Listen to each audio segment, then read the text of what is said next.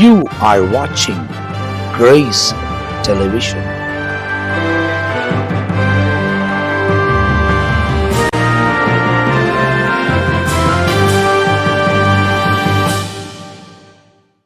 மீண்டுமாக இங்கே வருவதற்கு கர்த்தர் கிருபை தந்தார். கர்த்தருக்கு ஸ்தோத்திரம். நாம் இப்பொழுது இந்த 3 நாட்களும் கர்த்தருக்கு சித்தமானால், வருகை தாமதிக்குமானால், கர்த்தருடைய வருகைக்கு அடுத்த காரியங்களை குறித்து நாம் பார்க்க போகிறோம். ஒரு வசனத்தை நாம் வாசிக்கலாம். வாசித்து கர்த்தருடைய வார்த்தைக்கு நிறைய கடந்து போவோம். மத்தேயு எழுதின சுவிசேஷம் 24ஆம் அதிகாரம் 6வது வசனத்தை வாசியுங்கள். மத்தேயு 24:6 வாசியுங்கள். யுத்தங்களின் செய்திகளையும் கேள்விப்படுவீர்கள், கலங்காதபடி எச்சரிக்கையாயிருங்கள். இவைகளெல்லாம் சம்பவிக்க வேண்டியதே, ஆனாலும் முடிவு உடனே வராது. கண்களை மூடுவோம். நல்ல தகப்பனே, சர்வ வல்லமை உள்ள எங்கள் ஆண்டவரே, இந்த அருமையான நேரத்திற்காக எமக்கு ஸ்தோத்திரம். கிருபை உள்ள கரத்தில் எங்களை தாழ்த்துகிறோம். நாட்களை விசேஷித்துக் கொள்ளும் பொழுது அவன் கர்த்தருக்கென்று விசேஷித்துக் கொள்ளுகிறான் என்று வசனம் சொல்லுகிறபடி, ஆண்டவரே, இந்த 3 நாட்களையும் நாங்கள் இந்த கடைசி நாட்களை உமக்கென்று விசேஷித்துக் கொண்டோம். ஆண்டவரே, இந்த 3 நாட்களும் கர்த்தர் எங்களோடு கூட இடைவிடுவீராக, உடைய வார்த்தைகளை அனுப்புவீராக, வந்திருக்கிற ஒவ்வொருத்தருடன் கர்த்தர் நீர் பேசுவீராக. திரும்பி போகும் பொழுது சந்திக்க ஆயத்தப்பட்டவர்களாய் திரும்பி போக கர்த்தர் கிருபை பாராட்டும். மகிமை உள்ள கரத்தில் எங்களை தாழ்த்துகிறோம். எங்கள் ஆண்டவர் இயேசு கிறிஸ்துவின் நாமத்தில் ஒப்பு கொடுத்து ஜெபிக்கிறோம் எங்கள் ஜீவனுள்ள நல்ல பிதாவே. அல்லேலூயா. மத்தேயு எழுதின சுவிசேஷம் 24ஆம் அதிகாரம் 6வது வசனத்தில், யுத்தங்களையும் யுத்தங்களின் செய்திகளையும் கேள்விப்படுவீர்கள், கலங்காதபடிக்கு எச்சரிக்கையாயிருங்கள் அப்படின்னு வசனம் சொல்லுது. எந்த யுத்தத்தை குறித்து இயேசு சொல்லுகிறார் அப்படிங்கிறது தான் இப்போது நம்ம ரொம்ப முக்கியமாக பார்க்க போகிற ஒரு விஷயம். எந்த யுத்தத்தை சொல்லுகிறார்? என்னை பொறுத்த வரைக்கும், வேதத்தை வாசித்த வரைக்கும், ஆண்டவர் எந்த இடத்திலும் பொத்தாம் பொதுவாக, அதாவது முன்னொரு காலத்தில் ஒரு ஏரியாவில் அப்படின்ற மாதிரி ஆண்டவர் பொத்தாம் பொதுவாக பேசுகிறதே இல்லை வேதத்தில். வேதத்தை பொறுத்த வரைக்கும் எல்லாம் தெளிவாக இருக்கும். அதாவது எங்கெங்கே எப்படி இருக்கணுமோ அந்த வருஷத்தோட எல்லாத்தோடையும் ஆண்டவர் தெளிவாக தான் கொடுத்து வச்சுருப்பார். உதாரணமாக இப்போ நோவா காலத்தில் ஜலப்பிரளயம் வரும்போது எப்போ வந்துச்சு? நோவாவுக்கு 600ஆம் வயதாகும் வருஷம் 2ஆம் மாதம் 17ஆம் தேதி ஆகிய அந்நாளிலே அப்படின்னு சொல்லுவார். ஸோ அந்த தெளிவு எல்லா இடத்துலையும் இருக்கும் வேதத்தில். ஆனால் என்னென்னா, அதை நம்ம கொஞ்சம் தேடி கண்டுபிடிச்சி படிக்கணும்னு ஆண்டவர் வச்சுருக்கிறார். ஏன் அப்படின்னு கேட்டால், அந்த தேடி கண்டுபிடிக்கிறது தான் நம்முடைய ஆர்வம். தானியேல் இருக்கிறாரு, அந்த 10 கொம்புகளை குறித்து நான் அறிய ஆவலாயிருந்தேன் அப்படின்னு சொல்கிறார். அதோட அர்த்தம் என்னென்னா, அவருக்கு அதில் எவ்வளோ இன்ட்ரெஸ்ட் இருக்குன்னு ஆண்டவர் பார்க்குறாரு. அந்த இன்ட்ரெஸ்ட்டுக்கு உடனே என்ன பண்ணுறாரு, ஒரு தூதனை அனுப்பி அவனுக்கு ஒரு விளக்கத்தை கொடுத்தார் என்று சொல்லி பார்க்குறோம். அப்போது அந்த இன்ட்ரெஸ்ட்டை தான் கர்த்தர் பார்க்குறாரு. எவ்வளோ இன்ட்ரெஸ்ட்டாக நாம் இருக்கிறோமோ அவ்வளோ கர்த்தர் நமக்கு வெளிப்பாடுகளை கொடுக்க வல்லமை உள்ளவராக இருக்கிறார். அப்போ இந்த யுத்தங்கள் செய்திகள் இதை மத்தியெல்லாம் ஆண்டவர் சொல்லும் பொழுது ஒவ்வொன்றுக்கும் ஆண்டவர் விளக்கம் கொடுத்துருக்கிறார். அந்த மத்திய 24ஆம் அதிகாரம் 4வது வசனத்திலிருந்து 7வது 8வது வசனம் வரைக்கும் பார்த்தீங்கன்னா 7 அடையாளங்கள் இருக்கும். ஒவ்வொரு அடையாளத்துக்கும் ஆண்டவர் என்ன பண்ணியிருப்பார் அப்படின்னு கேட்டிங்கன்னா, அதுக்கு ஒரு விளக்கத்தை கொடுத்துருப்பார். அந்த கொள்ளை நோய்னா எது கொள்ளை நோய், பஞ்சங்கள்னா எது பஞ்சம், எந்த பஞ்சத்தை சொல்கிறாரு, அப்புறம் பூமி எதிர்ச்சினா எந்த பூமி எதிர்ச்சியை சொல்கிறாரு. இப்படி ஒவ்வொன்றுத்துக்கும் ஆண்டவர் என்ன செஞ்சுருப்பார், மிக முக்கியமான விளக்கங்களை தனிப்பட்ட முறையில் கொடுத்துருப்பார். இன்றைக்கி நம்ம என்ன பார்க்க போகிறோம்னா, அந்த யுத்தங்களின் செய்திகளையும் கேள்விப்படுவீர்கள் அப்படின்னு சொல்கிறார். இப்போது எந்த யுத்தத்தை குறித்து ஆண்டவர் சொல்லுகிறார்? யுத்தம் என்பது இயேசு கிறிஸ்துவின் வருகைக்கான அடையாளங்களில் ஒரு மிக முக்கியமான அடையாளமாக இருக்குது. 2வது அடையாளமாக இருக்குது. முதல்ல எடுத்த உடனே அநேகரின் நாமத்தை தெரிந்து கொண்டு நானே கிறிஸ்து என்று சொல்லி வருவார்கள் அப்படின்னு இருக்குது. இப்போ 2வது அடையாளத்தை எடுக்கும்பொழுது அங்கே வசனம் சொல்லுது, யுத்தங்களின் செய்திகளையும் கேள்விப்படுவீர்கள். வேதத்தில் அநேக யுத்தங்கள் இருக்கிறது. யுத்தம் எங்கேயே ஆரம்பிச்சிருது. ராஜா நம்ம யாத்திராகமத்திலே யுத்தம் ஆரம்பித்தது. இன்னும் சொல்ல போனால் ஆபிரகாம் போய் அந்த 5 அதிபதிகளோடு கூட யுத்தம் பண்ணி லோத்துவை மீட்டுட்டு வந்தார்னு இருக்கும். அங்கேயே யுத்தம் ஆரம்பிக்குது. எந்த யுத்தத்தை இயேசு சொல்லுகிறார், எந்த யுத்தத்தை குறித்து ஆண்டவர் சொல்லுகிறார் அப்படின்னு சொல்லி பார்த்தீங்கன்னு சொன்னால், கடைசி காலத்தில் ஒரு யுத்தம் நடக்க வேண்டி இருக்கிறது. பர்டிகுலராக கடைசி காலத்தில் நடக்கும்னு வேதம் சொல்லுது. வாசிங்க, எசேக்கியேல் புஸ்தகம் 38ஆம் அதிகாரம் 8வது வசனத்தை வாசிங்க. எசேக்கியேல் 38:8 வாசிங்க. அநேக நாட்களுக்கு பிற்பாடு நீ விசாரிக்கப்படுவாய், பட்டயத்துக்கு நீங்களாகி பற்பல ஜனங்களில் இருந்து சேர்த்து கொள்ளப்பட்டு வந்தவர்களின் தேசத்தில் கடைசி வருஷங்களிலே வருவாய். தேசத்தின் கடைசி வருஷங்களிலே நீ வருவாய் அப்படின்னா என்ன அர்த்தம்னா, இந்த யுத்தம் தான் கடைசி வருஷங்களிலே நடக்க வேண்டிய யுத்தம். ஸோ இது யாரை பற்றி சொல்லப்பட்டிருக்குன்னா, பற்பல ஜனங்களிலிருந்து சேர்த்து கொள்ளப்பட்டு வந்தவர்களின் தேசம். அப்படின்னா பற்பல ஜனங்களிலிருந்து சேர்த்துக்கொள்ளப்பட்டவர்கள் யாருன்னு பார்த்தீங்கன்னா இஸ்ரவேல் ஜனங்கள். குறிப்பாக நம்முடைய காலத்தில் அவங்க சேர்த்துக்கொள்ளப்பட்டாங்க 1948. அதுக்கு முன்னாடி பார்த்தீங்கன்னு சொன்னால் அவர்கள் சேர்த்து கொள்ளப்பட்டாங்க. 2 தடவை நடந்திருக்குது. ஒரு தடவை எகிப்திலிருந்து மோசே தலைமையில் அவர்கள் சேர்த்து கொள்ளப்பட்டார்கள். 2வது முறை செருபாபேல் தலைமையில் அவங்க ஆலயம் கட்டுவதற்கு வந்தாங்க. ஆனால் இந்த முறை அவங்க வரும்போது பற்பல ஜனங்களிலிருந்து all over the world, India உட்பட எல்லா நாடுகளிலிருந்தும் அவர்கள் சேர்த்து கொள்ளப்பட்டார்கள். ஐரோப்பாவிலிருந்து எல்லா நாடுகளிலிருந்து சேர்த்து கொள்ளப்பட்டார்கள். இது இஸ்ரவேல் ஜனங்களை தான் குறிக்குதா, நீங்கள் சொல்கிறது விளக்கத்தை கரெக்டாக இருக்குமா அப்படின்னு ஒரு கேள்வி கேட்டிங்கன்னா, அதே 38ஆம் அதிகாரத்தில் 16வது வசனத்தை வாசிங்க. 16. நீ தேசத்தை கார்மேகம் போல் மூட, நீ தேசத்தை கார்மேகம் போல் மூட, என் ஜனமாகிய இஸ்ரவேலுக்கு விரோதமாக எழும்பி, என் ஜனமாகிய இஸ்ரவேலுக்கு விரோதமாக எழும்பி. அப்போ வசனம் தெளிவாக இருக்கு, இஸ்ரவேலுக்கு விரோதமாக தான் வரும். வாசிங்க. கடைசி நாட்களிலே இது சம்பவிக்கும். எப்போ சம்பவிக்கும்? கடைசி. அப்போ ஒரு தடவைக்கு 2 தடவை தெளிவாக இருக்குது. இது கடைசி நாட்களில் நடக்க வேண்டிய, கடைசி வருஷங்களில் நடக்க வேண்டிய யுத்தம். 2வது, யாருக்கு விரோதமாய் வருவாய்? என் ஜனமாகிய இஸ்ரவேல் விரோதமாய் வருவாய். எப்போ அவங்களுக்கு விரோதமாய் வருவாய்? பற்பல ஜனங்களிலிருந்து சேர்த்து கொள்ளப்பட்டு வந்தவர்களின் தேசத்தில் கடைசி வருஷங்களிலே நீ வருவாய். அப்போ வேதத்தில் சொல்லப்பட்ட இந்த கடைசி வருஷங்களில் வர வேண்டிய யுத்தம் ஒன்று இருக்கிறது. ஸோ இந்த யுத்தத்தை தான் நாம் கடைசி கால யுத்தம் என்று சொல்லி பார்க்கிறோம். இந்த யுத்தம் தான் நடக்கிற காலம், கடைசி காலம். அது நம்ம காலத்தில் இப்போ நடக்க ஆரம்பிச்சிருக்குது. இந்த யுத்தம் என்ன, இதுக்கு பின்னாடி இருக்கிற விஷயம் என்ன, யார் வரப்போகிறா, எப்படி முடிய போகுது, இதனுடைய தாக்கம் என்ன, எல்லாத்தையும் நாம் இன்றைக்கி பார்க்க போகிறோம். அதுக்கு முன்னாடி, இதை பார்க்குறதுக்கு முன்னாடி இந்த இஸ்ரவேலில் சம்மந்தப்பட்ட சில யுத்தங்கள், குறிப்பாக 2 யுத்தங்களை நாம் பார்த்துட்டு அதுக்கப்புறமாக தான் இந்த 3வது யுத்தத்தை பார்க்க போகிறோம். ஏன்னா இயேசு சொல்லும் போது யுத்தங்களையும் யுத்தங்களின் செய்திகள், யுத்தங்கள் அப்படின்னு ஆண்டவர் சொல்கிறார், ப்ளூரலில் சொல்கிறார். அப்படின்னா ஏதோ ஒரு யுத்தங்கள் ஒன்றுத்துக்கும் மேற்பட்டது அப்படின்னு பார்க்குறோம். இஸ்ரவேல் ஜனங்கள் இந்த இடத்துல 1948 அவர்கள் வந்தபோது அதிலிருந்து இப்போ வரைக்கும், இந்த 2025 வரைக்கும் 3 முக்கியமான யுத்தங்கள் இருக்கிறது. 3 யுத்தங்கள் ரொம்ப இம்பார்ட்டண்ட்டானது. இது வரைக்கும் கிட்டத்தட்ட 7 யுத்தங்கள் இருக்குது. இது 7வது யுத்தம். ஆனால் இந்த 7 யுத்தங்களில் 3 யுத்தங்கள் ரொம்ப இம்பார்ட்டண்ட், ரொம்ப முக்கியம். அதைத்தான் நாம் பார்க்க போகிறோம். அதோடு கூட வேறு இன்னொன்னையும் நம்ம பார்க்க போகிறோம். என்னென்னா, இந்த இஸ்ரவேல் ஜனங்களை பற்றின சில உண்மைகளை நீங்கள் தெரிஞ்சுக்க போகிறீங்க. உங்களுக்கு கிட்டத்தட்ட இங்கே ஒரு 50 வயசு உள்ளவங்களாம் இருப்பீங்க, 60 வயசு உள்ளவங்களாம் இருப்பீங்க. நீங்கள் பிறந்த காலத்துலேருந்து நீங்கள் ஒரு விஷயத்தை கேள்விப்பட்டுக்கிட்டே இருப்பீங்க. எதை பற்றி கேள்விப்பட்டுக்கிட்டே இருப்பீங்க அப்படின்னு கேட்டால், இஸ்ரேல் பாலஸ்தீன பிரச்சனை அப்படின்னு ஒன்று இருக்கும். அதை பார்த்தீங்கன்னு சொன்னால் பிறந்ததுலேருந்து நம்ம கேட்டுக்கிட்டே இருப்போம். இந்த சில விஷயங்கள்லாம் நம்ம காதில் என்ன செய்யும், பிறந்ததெல்லாம் கேட்கும். நமக்கு அது கேட்டு கேட்டு பழக்கமாகவும் மாறிடும். இஸ்ரேல் இப்போ நமக்கு அது பெரிய விஷயமாகவும் தெரியாது. ஆமாம், இஸ்ரேல் பாலஸ்தீன் எனக்கு தெரிஞ்சு அது 2 வருஷம் 2 ஜென்ரேஷனாக இருக்குது. எங்கள் அப்பா காலத்துலேருந்து பேசுகிறாங்க, எங்கள் தாத்தா காலத்துலேருந்து பேசுகிறாங்க அப்படின்னு இருக்குது. ஸோ அதை பற்றினதான விஷயத்தையும் நம்ம இருக்கு. ஏன் அதை பற்றி நம்ம பார்க்க போகிறோம்னு சொன்னால், இந்த கடைசி யுத்தத்துக்கு இந்த இஸ்ரேல் பாலஸ்தீன பிரச்சனை தான் மிக முக்கியமான காரணமாக இருக்க போது அதில் இருக்கிற உண்மையும் அதுக்கு பின்னாடி இருக்கிற சில விஷயங்களையும் நாம் தெரிந்து கொள்ள வேண்டியது அவசியமாக இருக்குது. அதை நம்ம வேதத்திலிருந்தும் அதை ஒட்டி உலகத்தில் இருந்த அந்த சம்பவங்கள், சரித்திரங்களை வைத்தும் நாம் இணைத்து நாம் பார்க்க போகிறோம். முதல்ல இந்த இஸ்ரேல் ஜனங்கள் இந்த தேசத்துக்கு, இஸ்ரேல் தேசத்திற்கு சொந்தமானவர்களா அப்படின்னு நீங்கள் முதல்ல பார்க்கணும். அவங்க ஒருவேளை குடியமற்றப்பட்டவர்களா? இப்போ நிறைய பேர் சொல்கிறாங்க 1948 இஸ்ரேல் வந்து அங்கே குடியேறிடுச்சு, அங்கே இருந்த பாலஸ்தீனர்களை விரட்டி விட்டுட்டாங்க, ஸோ இஸ்ரேல் ஜனங்கள் வந்து என்ன ஆக்கிரமிப்பு பண்ணிட்டாங்க அப்படின்லாம் சொல்கிறாங்க. இது அந்த அளவுக்கு உண்மைதானா, கரெக்ட் தானா அப்படின்னு சொல்லி பார்த்தீங்கன்னு சொன்னால், இஸ்ரேல் தேசம் என்பது எந்த காலகட்டத்தில் அங்கே வருது, இஸ்ரேல் தேசம் யாருக்குரியது அப்படின்னு சொல்லி நீங்கள் பார்த்தீங்கன்னு சொன்னால், நமக்கு தெரிஞ்சிருக்கிறபடி யாக்கோபு தான் இஸ்ரவேல் என்கிறதான பெயரை உடையவராக இருக்கிறார். ஆபிரகாமுடைய பேரன் தான் யார்? யாக்கோபு. அவர் தான் இஸ்ரவேலாக இருக்கிறார். அவருடைய 4வது பையன் பேர் தான் யூதா. அவருடைய காலகட்டத்தில் தான் யூதர்கள் வருகிறார்கள். ஸோ கிட்டத்தட்ட இன்னையிலிருந்து ஒரு 3500 வருஷத்துக்கு முற்பட்டவர்கள் அங்கே வாழ்ந்திருக்கிறார்கள். கானான் தேசத்தில், இஸ்ரவேல் தேசத்தில் வாழ்ந்திருக்கிறாங்க. அதுக்கப்புறம் அவங்களுக்குள்ள நிறைய பிரச்சனைகள் வந்துச்சு. அவங்கள ஆண்டவர் விரட்டி விட்டார். கிபி 70 இயேசு கிறிஸ்துவின் காலத்துக்கு பிறகு கிபி 70 கர்த்தர் அவர்களை உலகம் எங்கும் சிதறி போக பண்ணினார். ஆனால் சிதறி போக பண்ணின போதே ஆண்டவர் அவங்களுக்கு சொன்ன வாக்குத்தத்தம் என்னென்னா, திருப்பி அவர்களை கூட்டி சேர்ப்பேன்னு சொன்னார் ஆண்டவர் திருப்பி சொல்லும் போதே ரிசல்ட்டையும் சொல்லித்தான் அனுப்பினார். வாசிங்க, ஏசாயா தீர்க்க தரிசன புஸ்தகம் 43ஆம் அதிகாரம் 5, 6, 7 வசனங்களை வாசிங்க. பயப்படாதே, நான் உன்னுடனே இருக்கிறேன்.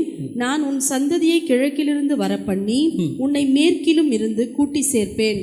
நான் வடக்கை நோக்கி கொடு என்றும் தெற்கை நோக்கி வைத்திராதே என்றும் சொல்லி, தூரத்தில் இருந்து என் குமாரரையும் பூமியின் கடையாந்திரங்களில் இருந்து என் குமார்த்திகளையும் நான் என் மகிமைக்கென்று சிருஷ்டித்து உருவாக்கி படைத்து என் நாமம் தரிக்கப்பட்ட யாவரையும் கொண்டு வா என்பேன். கண்களில் இருந்தும். இது 5, 6, 7 வசனம் எதை பற்றின தீர்க்க தரிசனம்னா, கிழக்கு, மேற்கு, வடக்கு, தெற்கு 4 பக்கத்திலிருந்தும் அவர்களை என்ன செய்வேன், கூட்டி சேர்ப்பேன் அப்படின்னு வாக்கு பண்ணினார். இஸ்ரவேல் ஜனங்கள் கிபி 70 சிதறடிக்கப்பட்ட பின்பு உலகம் முழுக்க சிதறி போயிட்டாங்க. போன பிறகு அவங்க கிட்டத்தட்ட 1850 வருஷம் என்ன ஆனாங்க, எப்படி போனாங்க, எங்கே இருந்தாங்க எதுவுமே தெரியாது. அவங்க மறைஞ்சிட்டாங்கன்னா அந்த அடையாளத்தை இழந்துட்டாங்க. இதைத்தான் எசேக்கியேல் 37 ஆண்டவர் சொல்லுவார். எசேக்கியேல் தீர்க்கதரிசியை பார்த்து, இந்த உலர்ந்த எலும்புகள் உயிரடையுமா அப்படின்னு கேட்பார். உலர்ந்த எலும்பு ஏன் அப்படி சொல்கிறாருன்னா, உங்களுக்கு எல்லாருக்கும் தெரியும், ஒரு மனுஷனுடைய அடையாளம் என்பது சாதாரண வழியா எலும்பு கிடையாது. எப்படிங்க சொல்கிறீங்க அப்படின்னு கேட்டிங்கன்னா, இப்போ நான் இருக்கேன், பில்லி பாஸ்டர் இருக்கிறாங்க, அப்புறம் நிறைய பாஸ்டர்ஸ் இருக்கிறாங்க இல்லையா. இப்போ அவங்களாம் சொன்னால் கோச்சிப்பாங்க. அதனால் நானும் பில்லி பாஸ்டர் மட்டும் வச்சே சொல்கிறோம். ஏன்னா பரலோகத்து பக்கத்துக்கு நாங்கள் ஆசை இருக்கிறதுனால நாங்கள் என்ன, இப்போ அவங்களுக்குலாம் ஆசை இல்லையான்னு கேட்காதீங்க. நேற்றுலேருந்து நாங்கள் 2 பேரும் பேசிகிட்டு இருக்கும்போது பரலோகத்தை போகிறத பற்றி தான் நிறைய பேசிகிட்டு இருக்கிறோம். இப்போது 2 பேரும் இருக்கிறோம். ஒருவேளை கர்த்தருடைய அழைப்பு வந்து நாங்கள் 2 பேரும், நான் சொல்கிறது வருகையில் இல்லை, அதுக்கு முன்பதாகவே அழைப்பு வந்து 2 பேரும் கர்த்தருக்குள்ளே நித்திரை அடைஞ்சிட்டோன்னு வச்சுக்கோங்களேன், புதைச்சிருவாங்க. புதைச்சா இப்போ இருக்கிற வரைக்கும் தான் நான் ஜெகன்னு தெரியும், அவர் பில்லி பாஸ்டருக்கு தெரியும். புதைச்சிட்டு ஒரு 100 வருஷம் கழித்து தோண்டி எடுத்து எலும்பை எடுத்து மிக்ஸ் பண்ணி வச்சுட்டிங்கன்னா எது பில்லி பாஸ்டர் எலும்பு எது ஜெகன் எலும்புன்னு உங்களுக்கு தெரியாது. நான் ஏன் மற்றவங்களை சொல்லணும், யாரும் தப்பாக எடுத்துக்கூடாது, நம்மளை செத்து போயிட்டான் எலும்புன்னு சொல்கிறானேன்னு. அவர் என்னை எடுத்துக்க மாட்டார், அவர் என்னுடைய ஃப்ரெண்டுங்கிறதுனால நான் என்னையும் அவருமே கம்பேரிசன் வச்சு சொல்கிறேன். ஸோ அதனால் நல்லா அப்போ மிக்ஸ் பண்ணி வச்சிட்டோம்னா இது பில்லி பாஸ்டர் எலும்பு, இது ஜெகனுடைய எலும்பு நீங்கள் என்ன செய்ய முடியாது, ஐடென்டிஃபை பண்ண முடியாது. அதுவும் உலர்ந்த எலும்பு அப்படின்னா என்ன அர்த்தம்னா, அது அப்படியே காஞ்சி ஒரு மாதிரி முளத்தும் போயிருச்சு. ஸோ அந்த எலும்பை வச்சு உங்களால் ஐடென்டிஃபை பண்ணவே முடியாது. இதைத்தான் இஸ்ரவேல் ஜனங்களை பார்த்து கேட்குறாரு, உலர்ந்த எலும்புகள் உயிரடையுமா. இப்படி ஐடென்டிஃபிகேஷனே இல்லாமல் போயிட்டு காணாமல் போயிட்ட ஒரு இனம் இது திரும்பி உயிர் அடையுமா அப்படின்னு எசேக்கியேல் 37 கேட்குறாரு. ஆனால் நம்ம பண்ணுற யுத்தம் எங்கே வரப்போகுதுன்னா எசேக்கியேல் 38 வரப்போகுது. ஸோ எசேக்கியேல் 37 இந்த கேள்வியை கேட்குறாரு, உயிர் அடையுமா, திரும்பி எழும்புமா அப்படின்னா அந்த அதிகாரத்தை நீங்கள் கீழே வாசிட்டே வந்தீங்கன்னா, அவர்கள் எழும்பி ஒரு சேனையாய் நின்றார்கள்னு வசனம் சொல்லும். அவங்க என்ன சொன்னாங்களா, எழும்பி ஒரு சேனையாய் நின்றார்கள். இந்த தீர்க்க தரிசனத்தை நான் பின்னாடி சொல்கிறேன். இப்போ இந்தபடி அவர்கள் 1850 வருஷம் அடையாளங்களை தொலைத்துட்டாங்க. எங்கே இருந்தாங்க, எங்கே போனாங்க யாருக்குமே தெரியாது. டோட்டலாக அவங்க காணோம். ஆனால் அதுக்கப்புறம் தான் ஆண்டவர் இந்த தீர்க்க தரிசனத்தை சொல்கிறார், ஏசாயா வழியாக வச்சு சொல்கிறாரு, அவங்க திரும்பி வருவாங்க, 4 பக்கத்தில் என்ன செய்வேன், கூட்டி சேர்ப்பேன் அப்படின்னு சொன்னார். முதலாம் உலக யுத்தம் 1914 18 வரைக்கும் நடந்துச்சு. அந்த யுத்தத்தில் இங்கிலாந்து தேசம் தோக்கிற நிலைமையில் இருந்துச்சு. ஏன்னு சொன்னால் அவங்களுக்கு எதிராக இருந்த ஜெர்மனிகள் இவங்கெல்லாம் என்ன செஞ்சாங்கன்னா ஜெயிக்கிற இடத்துக்கு வந்துட்டாங்க. அப்போது இங்கிலாந்துக்கு சர் வைஸ்மேன் அப்படின்னு சொல்லக்கூடியதான ஒரு மருத்துவர் இருந்தார், அவர் விஞ்ஞானியும் கூட. அவர் என்ன பண்ணார், இங்கிலாந்து அரசாங்கத்துக்கிட்ட சொன்னார், நான் ஒரு புது பொருள் கண்டுபிடிச்சிருக்கேன், நீங்கள் எனக்கு தேவையான பொருள், அதாவது மக்காச்சோளம் நீங்கள் கொடுத்தீங்கன்னா அதை வச்சு நான் குண்டு கண்டுபிடிச்சி உங்களுக்கு தரேன்னார். ஸோ அவங்க கொடுத்தாங்க, அவர் குண்டு கண்டுபிடிச்சி கொடுத்தாரு. அந்த குண்டை வச்சு தான் அவங்க ஜெயித்தாங்க. ஸோ அதான் ஃபஸ்ட்டு அவங்க யூஸ் பண்ணது. முதலாம் உலகத்தில் தான் ஃப்ளைட்டு, இந்த குண்டுகள் எல்லாம் யூஸ் பண்ணப்படுது. ஸோ அதனால தான் நம்ம முதலாம் உலக யுத்தம் நம்ம சொல்கிறோம். அந்த யுத்தத்தில் அவங்க ஜெயித்த உடனே சர் வைஸ்மேனை கூப்பிட்டு கேட்டாங்க, உங்களுக்கு நாங்கள் என்ன செய்ய வேண்டும், இவ்வளோ பெரிய யுத்தத்தை நாங்கள் ஜெயிக்கிறதுக்கு நீங்கள் தான் காரணமாக இருந்திருக்கிறீங்க, நாங்கள் ஏதாவது உங்களுக்கு செய்ய விரும்புகிறோன்னு சொல்லும் போது, அவர் உங்களை மாதிரி என்ன மாதிரி இல்லை. நம்மளாக இருந்தால் என்ன கேட்டிருப்போம்னா, ஊருக்கு நடுவில் ஒரு ஏக்கர் கேட்டிருப்போம், இல்லை ஊருக்கு வெளியே நல்லா தோட்டம் கேட்டிருப்போம், பையனுக்கு அரசாங்கத்தில் ஒரு வேலை கேட்டிருப்போம், இல்லைன்னா நல்ல ஒரு லம்சம் அமௌண்ட்டாக கேட்டிருப்போம், ஏதாவது ஒன்று கேட்டிருப்போம். அவர் சொன்னார், எங்கள் ஜனங்க கிட்டத்தட்ட 1850 வருஷமாக அகதியாக இருக்கிறாங்க. இப்போ இந்த முதலாம் உலக யுத்தத்தில் எங்கள் தேசம் உங்கள் கைக்கு வந்துருச்சு, இஸ்ரவேல் தேசத்தை அவங்க கைக்கு வந்துருச்சு, எங்களுக்கு குடியேறதுக்கு என்ன கொடுங்க, அனுமதி கொடுங்க அப்படின்னு சொல்லி கேட்ட உடனே அவர் கேட்டதின் விளைவாக பால்ஃபர் டிக்ளரேஷன் அப்படின்னு சொல்லக்கூடிய இந்த டிக்ளரேஷன், இதெல்லாம் சரித்திரம் இருக்குது, நீங்கள் போய் பார்த்துக்கணும். இதை ஏன் உங்களுக்கு இப்போ நாங்கள் சொல்கிறோம் அப்படின்னு சொல்லி கேட்டிங்கன்னா, ஒன்று உங்களுக்கு சத்தியம் தெரியணும், உங்களுக்கு பைபிளில் உள்ளதான உண்மை தெரியணும். 2 அடுத்த சில வருஷங்கள், குறிப்பாக இன்னும் 4-5 வருஷத்துக்கு இஸ்ரவேலை பற்றினதான மிக மோசமான காரியங்கள் மீடியாக்களிலே பரப்பப்படும். ஹிஸ்ட்ரி, சரித்திரம் பரப்பப்படும். அப்படி பரப்பப்படும் பொழுது நீங்கள் இஸ்ரவேலை எப்படி பார்க்குறீங்கன்றதான் முக்கியம். ஏன்னா ஆண்டவர் 2 காரியம் சொல்லியிருக்கிறாரு. ஒன்று, எருசலேமின் சமாதானத்துக்காக வேண்டிக் கொள்ளுங்கள், அது நம்முடைய வேலை. ஆண்டவர் சொல்லியிருக்கிறாரு, நம்ம ஜெபம் பண்ணணும், எருசலேமின் சமாதானத்துக்காக ஜெபம் பண்ணணும். 2வது, இஸ்ரவேலை ரட்சிக்கப்பட வேண்டும் என்பதே என்னுடைய வாஞ்சியாக இருக்கிறது என்று பவுல் சொல்கிறார். அப்போ நம்ம மற்றவங்க ரட்சிக்கப்படக்கூடாது இல்லை, எல்லாரும் ரட்சிக்கப்படணும், இஸ்ரவேலும் ரட்சிக்கப்படணும்.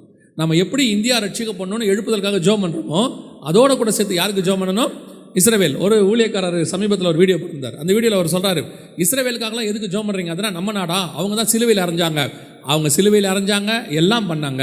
ஏன் எந்த நாட்டில் ஊழியக்காரங்களை சிலுவையில் அறையலை, எந்த நாட்டில் ஊழியக்காரங்களை நெருப்பில் போட்டு எரிக்கலை, உலகம் முழுக்க தான் நடந்துச்சு எல்லா இடத்துலையும். ஆனால் உங்களுக்கும் எனக்கும் வேதத்தை கொண்டு வந்து கையில் கொடுப்பதற்கு கர்த்தர் அந்த ஜனத்தை தான் பயன்படுத்தினார். அதில் உள்ள அங்கே இருக்கிற பவுல்னு ஒருத்தன் எழுதுனது தான் நமக்கு இன்றைக்கி வேதமாக இருக்கிறது. ஆவியானவர் அவன் மூலியமாக தான் நமக்கு கொடுத்துருக்கிறாரு. அந்த முதல் தலைமுறையில் அந்த இஸ்ரவேலர்கள் பட்ட பாடு, அவர்கள் சிந்த ரத்த சாட்சி, அது இன்றைக்கி ஒரு சபையாக நாம் எல்லாம் உருவாக்கி இங்கே நிற்கிறோம். அதனால் இஸ்ரவேலை வேதம் சொல்லும்போது நம்முடைய மூத்த சகோதரன்னு சொல்லுது. ஒரு சிலர் இதெல்லாம் தெரியாமல் இஸ்ரவேலை என்னமோ எதாவது சொல்கிறாங்க. நான் சொல்கிறேன், எல்லாரையும் நேசிக்கிறோம், பாலஸ்தீனத்தையும் நம்ம நேசிக்கிறோம், எல்லாரையும் நேசிக்கிறோம், இஸ்ரவேலையும் நேசிக்கிறோம். வெறுக்கிறதுக்கு ஒன்றுமே இல்லை. இன்னும் கேட்டால் எல்லாரோட அவங்கள ஒரு படி நம்ம அதிகம் நேசிக்கிறோம். காரணம் என்னவென்றால் இன்றைக்கி நம்ம கையில் இருக்கிற மிக முக்கியமான வேதத்துக்கு கர்த்தர் அவர்களை பயன்படுத்தி இருக்கிறார். அதனால் நீங்கள் அந்த சரித்திரத்தை தெரிந்து கொள்ள வேண்டியது அவசியமாக இருக்கிறது. ஸோ 1918 பால்ஃபர் மூலமாக, பால்ஃபர்னா அன்றைக்கி அந்த இருந்த வெளியுறவுத்துறை அமைச்சர், அவர் மூலமாக, ஃபாரின் மினிஸ்டர், அவர் மூலமாக என்ன பண்ணாங்கன்னா, இஸ்ரேல் ஜனங்கள் குடியேறதுக்கு தங்கள் தேசத்துக்கு வருவதுக்கு அனுமதி கொடுத்தாங்க. அது கூட முழுசாக கொடுக்கல, 3 பகுதியாக பிரித்தாங்க இஸ்ரவேலை. ஒரு பகுதியை இஸ்ரவேலுக்கும் 2 பகுதியை பாலஸ்தீனர்களுக்கும் கொடுத்தாங்க. ஸோ அன்றைக்கி அங்கேருந்து அரபியர்கள் அவங்கக்கிட்ட கொடுத்து இஸ்ரவேலர்கள் குடியேறதுக்கு அனுமதி கொடுத்தாங்க. 1918 48 30 வருஷம் இந்த சம்பவங்கள்லாம் நடந்துச்சு. ஆனால் இங்கே நடந்த பிரச்சனை என்னென்னா, இஸ்ரவேல் ஜனங்களில் பெரும்பான்மையானோர் இஸ்ரவேல் தேசத்துக்கு திரும்பி வரல. என்ன செய்யலை? வரல. ஏன்னு கேட்டிங்கன்னா, அவங்கக்கிட்ட கொடுத்த தேசத்தில் 80% பாலைவனம். அவங்ககிட்ட கொடுத்தாங்கள ஒரு லேண்டு, ரொம்ப கொடுக்கல, 8000 சதுர கிலோமீட்டரோ என்னமோ தான், 8000 ஸ்கொயர் ஃபீட் என்னமோ சொல்லுவாங்க மொத்தம். ஆனால் 8000 கணக்கு, அவ்வளோதான் கொடுத்தாங்க. ஸோ அந்த காரியம் வெறும் பாலைவனமாக இருந்துச்சு. அதை அவர் கையில் கொடுக்கும்போது வெளியூரில் இருந்த இஸ்ரவேலர்கள்லாம் ஐரோப்பா தேசத்துலலாம் அவங்க நல்லா செழுமையாக குடியிருந்தாங்க. ஜெர்மனியில், ருமேனியாவில், போலாண்டில், ரஷ்யாவில் செம்மையாக இருந்தாங்க. அதனால் அவங்க என்ன பண்ணாங்க, இந்த பாலைவனத்துக்கு நம்ம ஏன் வரணும் அப்படின்னு சொல்லிட்டு வரல. இப்போ கர்த்தர் சொன்ன தீர்க்க தரிசனம் நிறைவேறணும். ஏசாயா 43:5-6 நடக்கணும். திருப்பி வான்னு சொன்னால் வரணும், கூட்டி சேப்பனா சேர்க்கணும். ஆனால் இந்த ஜனங்க அவங்களுக்கு என்ன செய்யலை, செவி கொடுக்கல. கர்த்தர் என்ன பண்ணார், இன்னொரு தீர்க்க தரிசனத்தை உரைச்சி வச்சிருக்கிறார். அதை அன்றைக்கி நிறைவேற்றினார். எந்த தீர்க்க தரிசனம்? வாசிங்க, ஆமோஸ் புஸ்தகம் 2ஆம் அதிகாரம், ஆமோஸ் 2:13 வாசிங்க. இதோ கோதுமை கட்டுகள் நிறைபாரமாக ஏற்றப்பட்ட வண்டியில் இருக்கிறது போல, நிறைபாரமாக ஏற்றப்பட்ட வண்டியில் இருக்கிறது போல நான் உங்களை நீங்கள் இருக்கிற ஸ்தலத்திலிருந்து இருத்துவேன், இருக்கிற ஸ்தலத்தில் இருத்துவேன் அப்படின்னு. அதோட அர்த்தம் என்ன இருக்கட்டும். அதோட அர்த்தம் என்னன்னா, கோதுமை கட்டுகளை எப்படி ஏற்றுவாங்கன்னு பார்த்துருக்கீங்களா வண்டியில்? இப்போ நம்ம லாரியில் ஏற்றுறத கூட நீங்கள் பாருங்கள், இல்லை அந்த காலத்தில் மாட்டு வண்டியில் ஏற்றுறத கூட நீங்கள் பாருங்கள். எப்படி ஏற்றுவாங்கன்னா, ஒரு மூட்டை மேலே இன்னொரு மூட்டை வச்சு வச்சு வச்சு வச்சு அந்த வண்டி எவ்வளோ வெயிட் தாங்குமோ என்ன செய்வாங்க, மொத்தத்தையும் ஏற்றி ஒரு கயிறு போட்டு என்ன செய்வாங்க, கட்டுவாங்க. அந்த வண்டியை பார்த்தீங்கன்னா அப்படியே ஃபுல்லாக இருக்கும். ஓட்டுறவருக்கு சில லாரிலாம் பார்த்தீங்கன்னா லாரியை விட மேலேருந்து ஒரு தார்பாய் போட்டு மூடியிருப்பாங்க, அவ்வளவு இருக்கும் ஃபுல்லாக. ஒன்று மேலே ஒன்று வச்சு வெயிட்டை எவ்வளோ ஏற்ற முடியுமோ அவ்வளவு. அந்த மாதிரி நீங்கள் இருக்கிற ஸ்தலத்தில் நான் என்ன செய்வேன், இருத்துவேன் அப்படின்னு ஆண்டவர் சொல்கிறார். 1918 இடத்த கொடுத்துட்டார். ஆனால் வர சொன்னால் இந்த ஜனங்க யாரும் என்ன செய்யலை, வரல. அதனால் கர்த்தர் என்ன பண்ணார், இவங்க இருந்த எல்லா இடத்துலையும் எதிரி எழுப்பி விட்டார். நம்ம ஆண்டவருக்கு நம்மளை சமாதானமாக வைக்கவும் தெரியும், நம்ம ஆண்டவருக்கு எதிரியை எழுப்பவும் தெரியும். நீங்கள் தேவ சித்தத்தை கரெக்டாக செஞ்சீங்கன்னா உங்களை சுற்றி சமாதானத்தை கர்த்தர் கட்டளையிடுவார். ஆனால் தேவ சித்தத்துக்கு அகைன்ஸ்டாக போனீங்கன்னா உங்களை சுற்றி எதிரியும் கர்த்தர் எழுப்பிடுவார். அதுக்கு அவரால் கட்டவும் முடியும், இடிக்கவும் முடியும். அவரால் வேலியை அடைக்கவும் முடியும், வேலியை தூர்த்து போடவும் முடியும். அவரால் மூழ்கடிக்கவும் முடியும், அவரால் மீண்டும் வெளியே கொண்டு வரவும் முடியும். அல்லேலூயா! சர்வ வல்லமை உள்ள தேவன், மறந்துடக்கூடாது.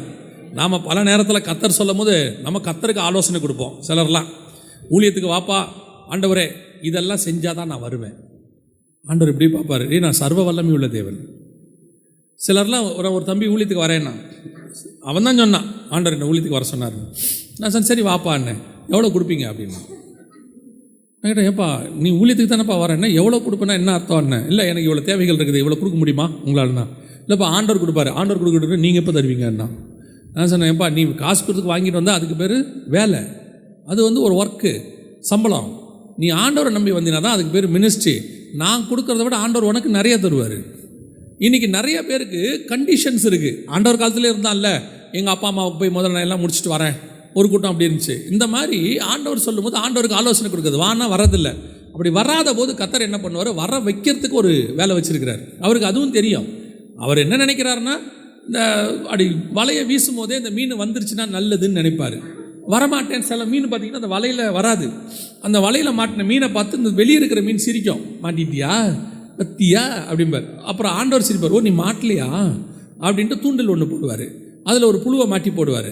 அப்போ இந்த புழுவை பார்த்துட்டு அந்த மீன் நினைக்கும், இவங்கெல்லாம் வலையில் மாட்டிட்டு சாக போகிறாங்க, நமக்கு பாரு இருக்கிற இடத்துக்கு புழு தானாக வருது, எவ்வளோ ஆசீர்வாதம்னு போய் கடிச்சா வாயை கிழிச்சிக்கிட்டு மேலே வரும். இப்போ அந்த வலையில் இருக்கிற மீன் இந்த மீனை பார்க்கும், ஒழுங்காக வந்திருக்கலாமா, வாயை கிழிச்சிக்கிட்டு வரணுமா, எப்படி நீ வந்து சேருவேன்றது எங்களுக்கு தெரியும், எதுக்கு வாயை கிழிச்சிக்கிட்டு வருவானே, நல்லபடியாக வர அவர் வலை போட்டு வந்துட்டிங்கன்னா உனக்கு நல்லது. யாருக்கும் ஆண்டவர் சொல்கிறாரு, வந்துட்டிங்கன்னா நல்லது, இல்லை வாயை கிழிச்சிக்கிட்டு வருவியா. அல்லேலூயா. ஊழியத்துக்கு கூப்பிட்டாலும் சரி, வேறு எந்த ஒரு காரியத்தை கர்த்தர் செய்ய சொன்னாலும் சரி, இல்லை ஒரு இடத்துக்கு போக சொன்னாலும் சரி, தைரியமாக போகிறதுக்கு என்ன பாருங்க, தயாராக இருங்க. அழைக்கிறவர் உண்மை உள்ளவர். அவர் 6 லட்சம் புருஷர்களை 40 வருஷம் வனாந்தரத்தில் போஷிக்க வல்லமை உள்ளவராக இருப்பாரானால் 6 பேர் இருக்கிற குடும்பத்தை நான் 70 வருஷம் போதிக்க மாட்டாரா? ஆண்டவர் போஷிக்க முடியாதா? இன்றைக்கி நிறைய பேருக்கு பயம், என்ன செய்வோம், வயசான காலத்தில் என்ன செய்வோம். நீங்கள் ஒன்றும் செய்ய வேணாம், சும்மா இருங்க, அவரே எல்லாம் பார்த்துப்பாரு. நம்ம எதுவும் செய்ய வேணாங்கிறத அவர் நம்மகிட்ட அடிக்கடி சொல்கிற வார்த்தை, நீங்களோ சும்மா இருப்பீர்கள், நானோ யுத்தம் பண்ணுவேன். இவங்க சும்மாவே இருக்க மாட்டாங்க, நாங்கள் ஏதாவது ஒன்று செய்யட்டுமா, இன்சூரன்ஸ் போட்டுமா, போட்டு மாதம் மாதம் கட்டட்டுமா பார், கட்டும்பார். ஆண்டர் கட்டுவார். எதுக்குப்பா கட்டுற, கடைசி காலத்தில் உடம்பு சரியில்லாமல் போச்சுன்னா, ஓ அதுக்கு தான் கட்டுறியா, ரைட்டு. கடைசி காலத்தில் உடம்பு சரியில்லாமல் போகும். அப்போ அவங்க கேட்பாங்க, ஏன் ஆண்டவர் எனக்கு உடம்பு சரியில்லாமல், நீ தான் இன்சூரன்ஸ் போடும் போதே சொன்னிய உடம்பு சரியில்லாமல் போகும்னு. சரி, போட்ட இன்சூரன்ஸை பயன்படுத்து, யூஸ் பண்ணு. அதில் வேறு நம்ம போகிற ஆட்களுக்கு அவங்க வந்து அட்வைஸ் பண்ணுறது, பார்த்தீங்களா நான் இன்சூரன்ஸ் போட்டதுனால தான் இன்றைக்கி எனக்கு இந்த நேரத்தில் யூஸ்ஃபுல் ஆச்சு. நான் அவங்ககிட்ட சொல்லுவேன், பாத்தியா எனக்கு நோயே வரல. பில்லி பாஸ்டன் இது பேசிட்டு இருக்கும்போது சொன்னார், கர்த்தருடைய வசனம் உள்ளே வர வர வர பலகீனம் வெளியே போயிட்டே இருக்கும். நிறைய நேரத்தில் நம்ம ஆண்டவர்கிட்ட டாக்டர்கிட்ட போக வேண்டிய அவசியமே இருக்காது. அந்தந்த நேரத்தில் ஒரு நம்முடையதான மீறுதல் தான் நம்முடைய பல வியாதிகளுக்கு காரணமாக இருக்குது. அது இல்லாமல் தானாக ஒன்று வருதுன்னா அதை சுகமாக்க கர்த்தர் வல்லமை உள்ளவராக இருக்கிறார். அல்லேலூயா. அப்போ இந்த கூப்பிட்ட உடனே வரல இஸ்ரவேல் ஜனங்க, இந்த வசனம் கோதுமை பட்டை இருத்துக்கிறது போல இருத்துவேன், அப்படியே 100% நிறைவேறிச்சு. பாருங்கள், இது வந்து ஒரிஜினல் ஃபுட்டேஜ், அன்னைக்கு உள்ளது எடுத்தது. ஜெர்மனி தேசத்தில் ஹிட்லர்னு ஒருத்தன் வந்தான், திடீர்னு வந்தான். 1918க்கு பிறகு வந்தவன். அவங்க கூப்பிட்டு வராத போது கர்த்தர் எழுப்பி விட்டார். 30லேருந்து 36லேருந்து 43க்குள்ள அவன் பண்ண வேலைகள்லாம் நிறையா இருக்குது. அதெல்லாம் வாயால் சொல்லி முடிக்க முடியாது, அவ்வளோ இருக்குது. ஆனால் அவன் பண்ண ஒரு விஷயம், இந்த தீர்க்க தரிசன வசனம் நிறைவேறதுக்கு சொல்கிறேன். ஒரு வண்டியில், அதாவது ட்ரெயினில் ஒரு கம்பார்ட்மெண்ட்டில் மிஞ்சி போச்சுன்னா 50லேருந்து 70 பேர் இருக்கலாம். அந்த கம்பார்ட்மெண்ட்டில் 300 பேரை ஏற்றுவான். ஏற்றுறது மட்டும் இல்லை, அதுக்கு ஒரு சின்ன ஜன்னல் தான் இருக்கும். அந்த ஜன்னல் வழியாக தான் காற்று வரும். அதில் ஒரு ஊர்லேருந்து இன்னொரு ஊருக்கு நிற்க வச்சே அனுப்புவான். இன்றைக்கி அன்ரிசர்வ்டில் உட்காந்துட்டு போகிறதே நமக்கு கஷ்டமாக இருக்குது, அவன் நிற்க வச்சே அனுப்புவான். நிறைய பேர் மூச்சு திணறிய செத்து போவாங்க. அதில் செத்தவங்களை எடுத்து போகிற வழியில் அப்படியே வெளியே தூக்கி போட்டு போயிட்டே இருப்பாங்க. கணக்கில் வந்து செத்து போன யூதர்கள் மட்டும் 60 லட்சம் பேர். சமீபத்தில் ஒரு ஊழியத்துக்காக ஜெர்மனிக்கு போயிருந்தோம். தாவோன்ற இடத்துல தான் அங்கே அந்த ஊழியம் நடந்தது. அவங்க ஒரு தம்பி கூட்டிகிட்டு போனார். அங்கே தான் ஒரு கேம்ப், யூதர்களை எப்படி சித்திரவதை பண்ணி சாவடிச்சாங்கன்ற கேம்ப் அங்கே இருக்குது. அங்கே போய் பார்த்தா மிஞ்சி போச்சுன்னா ஒரு 100லேருந்து 200 பேர் தங்குறதான ஒரு இடம். கிட்டத்தட்ட அந்த ஏரியாவில் மட்டும் 11,000 பேரை தங்க வச்சுருந்துருக்குறாங்க. அங்கே தான் முதல்ல மலேரியாங்கிற நோயே வந்திருக்கு. அவங்க மேலே தான் அந்த கிருமியை டெஸ்ட் பண்ணி பார்த்துருக்குறான். நோய் வந்தவங்களை கூப்பிட்டு போய் ட்ரெஸ்ஸை கழட்டிட்டு கான்சன்ட்ரேஷன் கேம்ப்னு ஒன்று இருக்குது, விஷவாயு போட்டு சாவடிச்சிடுறது. சாவடித்த உடனே அந்த பிணத்தை அப்படியே எடுத்து பக்கத்துலேயே எரிக்கிறது. இந்த 3 இடமும் பக்கத்துலேயே வச்சுருக்கிறான். 3த்தையும் போய் பார்த்தோம். ஹிட்லர் பண்ண வேலை அடைச்சி வைக்கிறது, செத்தவங்கள அப்படியே ரொம்ப குற்றுயிர கொலைவாக இருக்கிறவங்கள கேஸ் போட்டு கொல்றது, கொண்டவங்கள எரிக்கிறது, அவங்களுடைய மொத்த ட்ரெஸ்ஸையும் எடுத்து ஓரமாக வச்சுக்கிறது, ட்ரெஸ்ஸு தேவைப்படும்னு. இந்த மாதிரி கர்த்தர் சொன்னதை கீழ்ப்படியாமல் போனது நிமித்தம். ஆண்டவர் ஒரு வாக்குத்தத்தம் பண்ணால், ஒரு காரியத்தை சொன்னால், உன்னை வான்னு சொன்னால், ஒரு காரியத்தை செய்ய சொன்னால் தைரியமாக செய்யுங்க. சொல்லுகிறவர் கர்த்தர். அவர் சொன்னார்னா சொன்னதை செய்யும் அளவும் அவர் கைவிடவே மாட்டார். சந்தேகம் மட்டும் படாதீங்க. வாக்குத்தத்தத்தை வாங்குற வரைக்கும் நீங்கள் சந்தேகப்படலாம், நடக்குமா நடக்காதான்னு. சொல்லிட்டாரா, நீங்கள் தூங்குங்க தைரியமா, அவர் தூங்கவே மாட்டார். அதை நிறைவேற்றுற வரைக்கும் அவர் முழிச்சு தான் இருப்பார். வசனம் அந்த ஆமோஸ் புஸ்தகம் 2:13 சொன்னபடியே அப்படியே கோதுமை கட்டுகளை இருத்துகிறது போல இருத்தி அப்படியே இது முழுவதுமாக சாடிச்சா. அதே வசனத்தில் 2:16 வாசிங்க பார்ப்போம். 16, பலசாலிகளுக்குள்ளே தைரியவான் அந்நாளிலே நிர்வாணியாய் ஓடி போவான். பலசாலிகளுக்குள்ளே தைரியவான், நல்ல ஸ்ட்ராங்கா இருக்க பசன்லையே தைரியமானவன் எப்படி ஓடி போவானா, நிர்வாணியாய் ஓடி போவான். இது அன்னைக்கு நடந்த சம்பவம், இது ஒரிஜினல் ஃபுட்டேஜ். அத்தனை பேரையும் நிர்வாணப்படுத்துறது தான் அவனுடைய வேலையாகவே இருந்துச்சு. நீங்கள் போய் பார்த்தீங்கன்னா அத்தனை பேரையும் அவன் நிர்வாணமாக தான் கொண்டு இருப்பான். ஒருத்தரை கூட ட்ரெஸ்ஸு போட்டு அவன் கொன்னதே கிடையாது. காரணம் ட்ரெஸ்ஸு தேவை, நமக்கு ட்ரெஸ் தேவைப்படுதுன்னு சொல்லி 60 லட்சம் பேரை அதில் அவங்கள மொத்தமாக போட்டு எரிச்சிருக்கிறான். ஒரு இடத்துல கிட்டத்தட்ட 10,000 பேர் 20,000 பேர்னு அதை போட்டு எரிச்சான் பாருங்க. எரிச்சவனுக்கு பைத்தியம் முடிச்சிருச்சான். அந்த பார்த்து என்னடா இப்படி ஒரு கொடுமை நடக்குதுன்னு சொல்லி அந்த மாதிரி தீர்க்க தரிசனம் நிறைவேறுச்சு. ஏன் இதெல்லாம் நடந்துச்சு? அதான் ரொம்ப முக்கியம். ஏன் இப்படி நடக்குது? அதுவும் தேவ ஜனங்களுக்கு, இஸ்ரவேலர்களுக்கு அதான் முக்கியம். யூதர்களுக்கு, துதிக்கிறவர்களுக்கு, யூதன் என்றால் துதிக்கிறவன், இஸ்ரவேல் என்றால் தேவ ஜனம். ஏன் அவனுக்கு அப்படி நடந்துச்சு? கர்த்தருடைய வார்த்தைக்கு கீழ்ப்படியாமல் போனது நிமித்தம். பல வேளைகளிலே நமக்கு ஏன் அப்படி வருது அப்படின்னா, கர்த்தருடைய வார்த்தையை விசுவாசிக்காத நிமித்தம். கர்த்தர் என்ன சொன்னாலும் விசுவாசிங்க, ஆனால் அது கர்த்தர் சொன்னதுன்ற கன்ஃபர்மேஷன் மட்டும் வச்சுக்கோங்க. தைரியமாக இருங்க, கர்த்தர் ஒரு நாளும் கைவிடவே மாட்டார். அல்லேலூயா. கைவிடாமல் போகிறது ஒன்று, அதை விட நீங்கள் அதுக்கு ஒரு விலை கொடுக்க வேண்டியிருக்கும். கர்த்தருடைய வார்த்தைக்கு கீழ்ப்படியாததுனால என்ன கொடுக்க வேண்டியிருக்கும்? ஒரு விலை கொடுக்க வேண்டியிருக்கும். அது கொஞ்சம் பெயின்ஃபுல் ப்ராசஸாக இருக்கும். அது காரணம் நம்ம தான். இப்போ நீங்கள் சில நேரத்தில் ஆண்டவர் இப்போது சென்னையிலேருந்து KGF வர சொல்கிறாருன்னு வச்சுக்கோங்களேன். நான் வந்து என்ன செய்கிறேன், இங்கே ராணிப்பேட்டை வரைக்கும் வந்துட்டு இப்படி வந்துடுறேன் KGFக்கு. திடீர்னு ரூட்டு மாதிரி நான் அப்படியே நேராக கோயம்புத்தூர் போயிட்டேன்னு வச்சுக்கோங்களேன். ஹைவேஸ் தான், போகிறதுக்கு நல்லா தான் இருக்குது, எல்லாம் ஓகே தான். இப்போ எனக்கு கோயம்புத்தூர் போன பிறகு தெரியுது நான் போக வேண்டியது KGF. நான் எங்கே வந்துட்டேன்? இப்போ நான் என்ன பண்ணுவேன்? யூட்டர்ன் எடுத்து திருப்பி எங்கே வருவேன்? ஆனால் எப்படி வருவேன் தெரியுமா? புலம்பிக்கிட்டே வருவேன். ஆமாம் தானே? ஹைவேஸ் தான், கார் தான், AC தான், ஆனால் எப்படி வருவேன்? புலம்பிக்கிட்டே வருவேன். சை, நேரம் போச்சு, 4 மணி நேரம் வீணாக போச்சு, பெட்ரோல் வீணாக போச்சு, டீசல் வீணாக போச்சு, டோல் வீணாக போச்சு. பக்கத்தில் இருக்கிறவன் திட்டிகிட்டே வருவேன். கூட உட்காந்துருக்கிறிய, சொல்லி தொலைக்க வேண்டாம், பார்த்துக்கிட்டு வரிய, தின்னுட்டு வரிய, ஒரு வார்த்தை சொல்ல வேணாம். இவர் போனது தப்பு. கூட இருக்கிறவனை என்ன பண்ணுவாங்க? திட்டிகிட்டே வருவாங்க. சில நேரத்தில் அது பெரும்பாலும் மனைவி தான் மாட்டிக்கும் பாவம். அந்த அம்மா கோயம்புத்தூர் போகும்போது தூங்கிட்டு தான் இருந்துச்சு. இப்போ திரும்பி வருமா திட்டு வரல, கண்டிப்பாக அந்த அம்மா தூங்காட்டியும் கண்ண மூடிருக்கோம். ஐயோ ஆண்டவரே, இவங்ககிட்ட என்ன மாட்டி விட்டீங்களே சோத்திரத்தோடு அந்த அம்மா திரும்பி வந்துகிட்டே இருக்கும். இப்போ பெயின்ஃபுல். ஆனால் என்ன கொடுமை தெரியுமா? இப்போ நம்ம கரெக்டாக வந்துக்கிட்டு இருக்கோம். இப்போ கோயம்புத்தூர்லேருந்து KGFக்கு எப்படி வரும்? கரெக்டாக வரும். ஆனால் எப்படி வரும்? புலம்பிக்கிட்டு கஷ்டப்பட்டு ஒரு விதமான பெயின். இதைத்தான் சொல்கிறேன், நீங்கள் தேவ சித்தத்தை விட்டு ஓடும் போது நல்லா தான் இருக்கும். யோனாவுக்கு எங்கே போகிற வரைக்கும் நல்லா இருக்குது, தர்ஷீஷுக்கு போகிற வரைக்கும் நல்லா தான் இருக்கு, அது வரைக்கும் ஓகே தான். இப்போ திருப்பி நினிவேக்கு வரணும், ஆனால் வரும்போது கப்பலில் வர முடியாது, மீன்கிட்டேருந்து வரணும். இப்போ போட்டு மாறிடுச்சு, இப்போ ட்ராவல் மோடு மாறிடுச்சு. இப்போ எப்படி வரணும்? மீன் கொண்டு வந்து சேர்க்கும், இனி போட் சேர்க்காது, கப்பல் சேர்க்காது. ஆனால் இந்த ப்ராசஸ் கரெக்டான ஜேர்னி. இப்போ ஒரு கரெக்டாக எங்கே வந்துக்கிட்டு இருக்காரு? ஆனால் எப்படி வராரு நினிவேக்கு? புலம்பிக்கிட்டே சாக்க போகிறேன்றாரு. அப்படி தான் வர வைப்பார். என்னடா இருந்தாலும் கூப்பிட்டா என்ன நினைக்கிறீங்க? முதல் மாதம் 2வது மாதம் ஒரு முதல் கூட்டம் வைக்கிறோம். இந்த கூட்டத்தில் வாலாகாமல் தலையாவாய், பலுகி பெருகுவாய், இப்போது இருக்கிறதை பார்க்கலாம் 1000 மடங்கு வருவாய், இப்படிலாம் ஏதாவது சொல்லுவேன்னு கூப்பிட்டா சொல்லிட்டு பாஸ்டர் இப்போ திரும்பி பில்லி பாஸ்டரை பார்த்துருப்பாரு. ஐயோ இந்த ஆளை எதுக்கியா கூப்பிட்டு நீயே அப்படின்னு. ஆனால் நான் விசுவாசிக்கிறேன், என்னை கூப்பிட்டா அப்படி பேச மாட்டேன்னு இவங்க 2 பேருக்குமே தெரியும். அல்லேலூயா. நம்மை பொறுத்த வரைக்கும் நம்முடைய மெய்யான ஆசீர்வாதம் என்பது இனி வருகிறதா இருக்கிறது. இந்த பூமியில் எனக்கு தெரிஞ்சு இங்கே இருக்கிறது எல்லாமே நம்முடைய தேவைக்கு கர்த்தர் கொடுத்துருக்காரு. இது ஆசீர்வாதம் அல்ல, உண்மையிலே ஆசீர்வாதம் இனி வருகிறதா இருக்கிறது. அதுதான் நித்திய ஆசீர்வாதம், மெய்யான ஆசீர்வாதம். அல்லேலூயா. இதெல்லாம் தேவை. எவ்வளோ இருக்குதோ எல்லாம் கொடுப்பாரு. இப்போ பாருங்கள், 3 கேமரா இருக்குது. நம்மளால் ஒரு காலத்தில் ஒரு ஃபோன் கூட வாங்க முடியாத காலம் இருந்துச்சு. இப்போ 3 கேமரா இருக்குது. இந்த 3 கேமராவுமே தேவைங்கிறதால கர்த்தர் கொடுத்துருக்காரு. இப்போ நான் என்ன சொல்ல முடியும்? இந்த 3 கேமராவை கொடுத்து கர்த்தர் ஆசீர்வதித்தார், இது என் வாழ்க்கையை மாற்றியது, இந்த கேமரா இல்லாவிட்டால் என் வாழ்க்கை அப்படியே சொல்ல போகிறோம். இது தேவை. நாளைக்கு இந்த கேமரா ரிப்பேர் ஆகும், புது கேமரா வாங்குவோம், இதை விட ஹை HD வாங்குவோம், இதை விட ஹை லெவல் போவோம். அப்பவும் அதுவும் ஆசீர்வாதம் அல்ல, அப்பவும் அதுவும் தேவை. தேவைகள் தான் இந்த பூமியில் நமக்கு இருக்குது. நம்முடைய ஆசீர்வாதம் இனி வருகிறதாக இருக்கிறது. அல்லேலூயா. அப்போ இஸ்ரவேல் ஜனங்களை வர சொன்ன போது வராததுனால இவ்வளோ சம்பவம் நடந்துச்சு.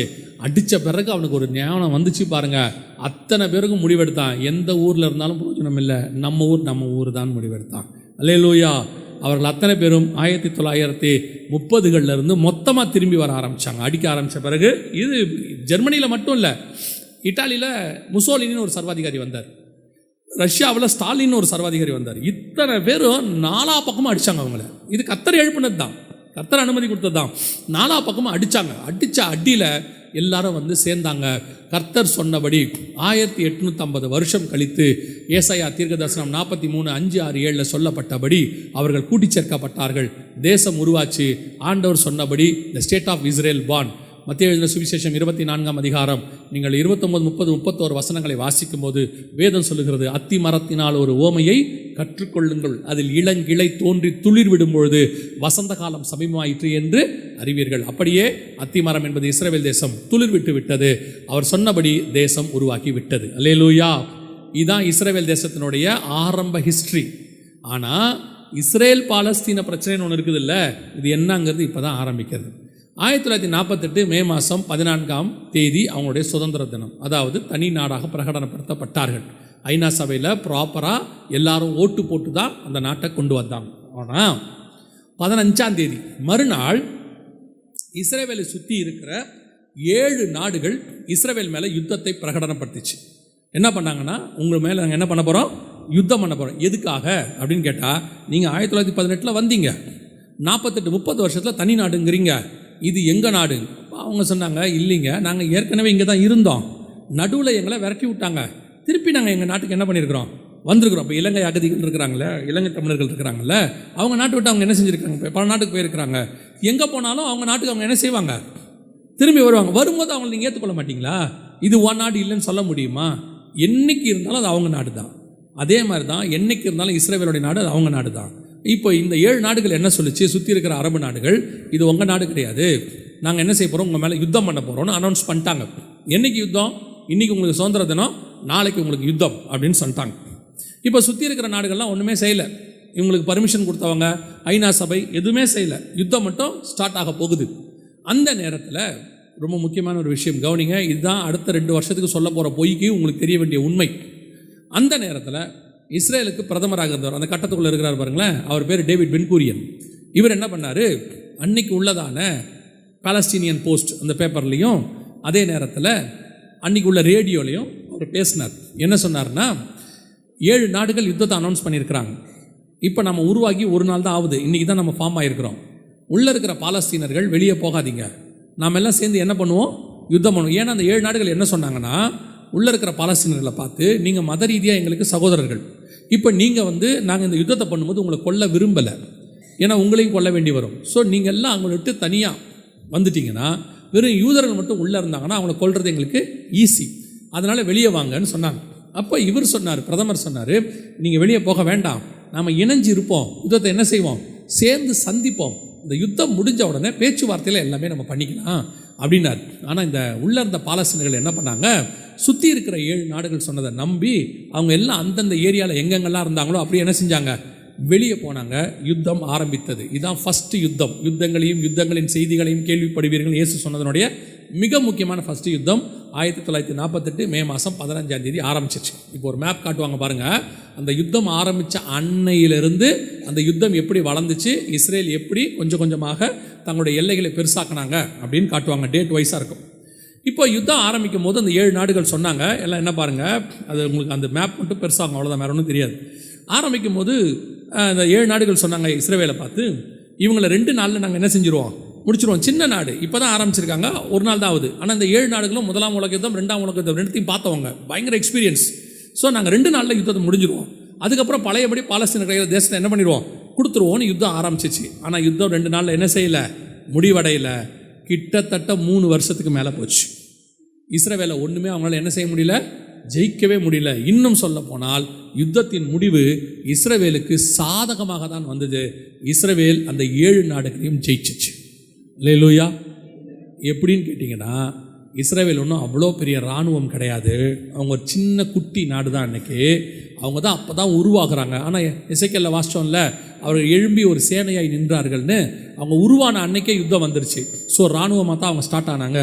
ஆனால் அவங்க ஜெயிச்சதுக்கு காரணம் அவங்களுடைய இராணுவம் அல்ல, அவர்களுக்கு உதவி செய்தது அவர்களுடைய இராணுவங்களின் கர்த்தர், சேனைகளின் கர்த்தர் அவர்களுக்கு உதவி செய்தார். அல்லேலூயா. அந்த ஃபஸ்ட்டு வாரை பற்றி இண்டிபெண்டன்ஸ் வார்னு சொல்லுவாங்க, அந்த வார் ஆஃப் இண்டிபெண்டன்ஸும்பாங்க. அந்த முதல் யுத்தத்தை பற்றி புக்ஸு நிறைய இருக்குது, ஆன்லைனில் கூட இருக்குது, நீங்கள் படித்து பாருங்கள். அதில் எல்லாத்துலேயும் ஒன்று இருக்கும், இந்த யுத்தத்தை இஸ்ரவேலர்கள் ஜெயிப்பதற்கு கடவுள் எப்படி உதவி செய்தார்னு இருக்கும். அதில் இருக்கும் ஒரு சாட்சி அதில் இருக்குது.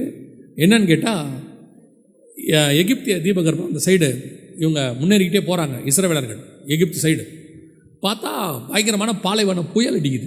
பாலைவன புயல் அடித்து மண் அடித்து தூக்கி அடிக்குது. இஸ்ரேல் இராணுவ வீரர்கள்லாம் தாங்க முடியாமல் கீழே படுத்துட்டாங்க.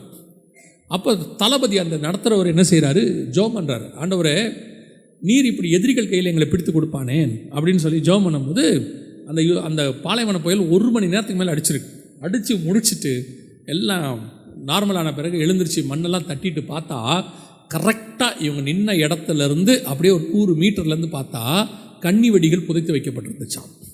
வெடிகள் அவங்கள வெடிக்கிற மாதிரி. இவங்க ஒருவேளை இன்னும் ஒரு 100 மீட்டர் முன்னாடி போயிருந்தால் கூட வெடித்து சிதறி இருப்பார்கள். ஒருத்தர் கூட உயிர் சேதம் இல்லாமல் எகிப்தை ஜெயிப்பதற்கு கர்த்தர் கிருபை தந்தார். இந்த மாதிரி சாட்சிகள் நிறைய இருக்குது. அதில் அவங்க எழுதின புக்ஸ் எல்லாம் நிறைய இருக்குது, நீங்கள் பார்க்க முடியும். எதுக்கு உங்களுக்கு நான் சொல்கிறேன் அப்படின்னு சொன்னால், இந்த யுத்தம் மிக முக்கியமான யுத்தம், ஃபஸ்ட்டு யுத்தம். இஸ்ரவேலுக்கு எந்த பலனும் கிடையாது. அன்றைக்கி தாவீது சொன்னான்ல, நான் ஈட்டியோடையும் நான் இதோடையும் வரல, நீ நிந்திக்கிற சேனைகளின் கர்த்தரின் நாமத்தில் நான் வருகிறேன். அன்றைக்கி இஸ்ரவேல்கள் அப்படி தான் போனாங்க. யுத்தம் முடிஞ்சிச்சு. இப்போ தான் இஸ்ரேல் பாலஸ்தீன பிரச்சனை ஸ்டார்ட் ஆகுது. யுத்தம் முடிஞ்ச உடனே இஸ்ரேல் பிரதமர் சொன்னார், டேவிட் பென்குரியன், ஆபத்தில் இவங்க எல்லோரும் நம்மளை விட்டுட்டு என்ன பண்ணிட்டாங்க, வெளியே போயிட்டாங்க. நம்ம போக வேணான்னு சொல்லியும் போயிட்டாங்க. ஆனால் யுத்தம் நமக்கு சாதகமாக முடிஞ்சிச்சு. இமிடியட்டாக எல்லா பார்டரையும் க்ளோஸ் பண்ணுங்கள், வெளியே போன யாரும் உள்ளே வரக்கூடாது என்று சொன்னார். வெளியே போன யாரும் உள்ளே வரக்கூடாது. அன்னைக்கு வெளியே போனவங்களுக்கு பேர் தான் பாலஸ்தீன அகதிகள். இஸ்ரேல் சொல்லிருச்சு, நீங்கள் இனிமேல் வராதிங்க உள்ளன்ட்டு. இந்த 7 நாடுகள் இவங்களை வர வச்சாங்கல்ல, அவர்களும் இவர்களை ஏற்றுக்கொள்ளவில்லை. அவங்க என்ன சொல்லிட்டாங்க, நீங்கள் இஸ்ரேலுடைய எல்லையிலே இருங்க, எங்கள் பாலைவனத்தில் அங்கேயே இருங்க, நாங்கள் உங்களுக்கு உதவி செய்கிறோம், ஆனால் இஸ்ரேவேலுக்கு நீங்கள் என்ன பண்ணுங்கள், தொல்லை கொடுத்துக்கிட்டே இருங்க அப்படின்னு அவங்கள அங்கே அப்படியே வச்சுக்கிட்டாங்க. இதுதான் இஸ்ரேல் பாலஸ்தீன பிரச்சனையினுடையதான ஆணிவேர், இதுதான் பேஸ். அன்னைக்கு பாலஸ்தீன அகதிகளாக மாறினவர்கள் இன்றைக்கு வரைக்கும் இருக்கிறாங்க. இப்போ நம்ம ஒரு கேள்வி கேட்கலாம், ஏங்க சரி ஓகே அவங்க தப்பு பண்ணிட்டாங்க, திருப்பி உள்ள விடக்கூடாதா? இன்னைய வரைக்கும் இந்த 75 வருஷமாக பாலஸ்தீனர்களுக்கு உணவு, வேலை, தண்ணி, எலக்ட்ரிசிட்டி அத்தனையும் இஸ்ரேல் தான் கொடுத்து கொண்டிருக்கிறது. அவங்க தான் கொடுக்குறாங்க. இன்னும் சொல்ல போனால் பாலஸ்தீனர்களுக்கு நிதி உதவியை அமெரிக்கா தான் செய்கிறது. இந்த 7 நாடுகள் ஒன்றும் செய்யலை. இவங்க எல்லாம் அவங்களுக்காக குரல் மட்டும் கொடுப்பாங்க, ஆனால் உதவி செய்கிறது அத்தனையும் இந்த 2 நாடு தான் செஞ்சுக்கிட்டு இருக்குது. ஐநா சபைக்கு பயந்தோ அல்ல தேவனுக்கு பயந்தோ எப்படியோ அவர்கள் செய்கிறார்கள். ஆனால் அங்கே வேலை நடக்கிறது. நல்லா தெரிஞ்சுக்கொள்ளுங்க, இஸ்ரேல் பாலஸ்தீன பிரச்சனைக்கு காரணம் இஸ்ரேல் அல்ல, இஸ்ரேலை சுற்றி இருக்கிற 7 நாடுகள். இதுதான் முதல் யுத்தத்தினுடையதான மிக முக்கியமான காரியம். இது யுத்தங்களின் செய்திகளுடைய ஃபஸ்ட் யுத்தம் இப்படி தான் நடந்துச்சு. 2வது யுத்தம் இது எப்போ நடந்துச்சு அப்படின்னு கேட்டிங்கன்னு சொன்னால் 1967 நடந்தது, ஜூன் மாதம் 5ஆம் தேதி. இது எதுக்கான யுத்தம்? இப்போ நடந்தது நாட்டுக்கான யுத்தம். ஃபஸ்ட்டு நடந்தது நீங்கள் பார்த்தது ஒரு நாட்டுக்கான யுத்தம். இப்போ 2வது எதுக்காக நடந்துச்சு அப்படின்னு கேட்டிங்கன்னா எருசலேமுக்காக நடந்துச்சு. நல்லா கவனிங்க, இது எருசலேமுக்கான யுத்தம். இது என்ன யுத்தம், எதுக்காக எருசலேமுக்காக நடைபெற்றது அப்படின்னு கேட்டிங்கன்னா, இஸ்ரவேல் கவனிங்க, இஸ்ரவேல் 1948 வரும்போது இஸ்ரவேலுக்கு தலைநகரம் எருசலேம் கிடையாது, டெல் அவிவ் அப்படின்னு ஒரு பட்டணம். இன்னை வரைக்கும் டெல் அவிவ் தான் இருக்குது, எருசலேமும் இருக்குது, ரெண்டும் இருக்குது. டெல் அவிவ் பட்டணம் அவங்களுக்கு தலைநகர். ஏன் எருசலேம் தலைநகரம் ஆகலை அப்படின்னு கேட்டிங்கன்னு சொன்னால் அதுக்கு 2 காரணம் இருக்குது. ஒன்று ஆவிக்குரிய காரணம், இன்னொன்று ஐநா சபை சொன்ன காரணம், உலக காரணம். ஐநா சபை என்ன சொல்லுச்சுன்னா, எருசலேம் 3 முக்கிய மதங்களுக்கு மைய இடம். இது இருக்குது பார்த்தீங்களா, 3 முக்கிய மதங்களுக்கு. ஃபஸ்ட்டு எருசலேம் யூதர்களுக்கு ரொம்ப முக்கியம், ஏன்னா ஆபிரகாம் காலத்துலேருந்து அவங்க இருக்காங்க. ஸோ அந்த மதத்துக்கு, யூத மார்க்கத்துக்கு ரொம்ப இம்பார்ட்டன்ட். 2வது இஸ்லாமியர்களுக்கு, அங்கே ஒரு மாஸ்க் இருக்குது பார்த்தீங்களா, அவங்களுக்கு இருக்கிற மாஸ்கில் 10 மாஸ்க் அவங்களுக்கு ரொம்ப இம்பார்ட்டன்ட். 10 சைட் வேர்ல்டுலேயே ரொம்ப அவங்களுக்கு ரொம்ப முக்கியம். அதில் இது 3வது இடத்துல இருக்குது. முதல்ல மெக்கா இருக்குது, 2வது மெதினா இருக்குது, இது 3வதுல இருக்குது. ரொம்ப இதே மாதிரி ஷார்ஜாவில் ஒன்று இருக்குது, இப்படி நிறைய இடம் இருக்குது. இதில் 3வது இடத்துல இருக்குது. 3வது கிறிஸ்தவர்களுக்கும் என்ன சொல்லப்படுகிறது, இம்பார்ட்டண்ட்டான இடம். என்ன காரணம் அப்படின்னு கேட்டிங்கன்னா, இயேசு கிறிஸ்து அங்கே என்ன பண்ணார், பிறந்தார், இஸ்ரவேலில் பிறந்தார், பெத்லகேமில் பிறந்தார். இஸ்ரவேல் அதை எருசலேமுக்குள்ளே அவர் நுழைந்தார், கழுதையின் மேல் ராஜாவாக நுழைந்தார். அப்புறம் தேவாலயத்தில் பிரசங்கம் பண்ணினார். அதற்கு பிறகு எருசலேமுக்கு புறம்பே சிலுவையில் அறையப்பட்டார். எல்லாம் நடந்துச்சு இல்லையா?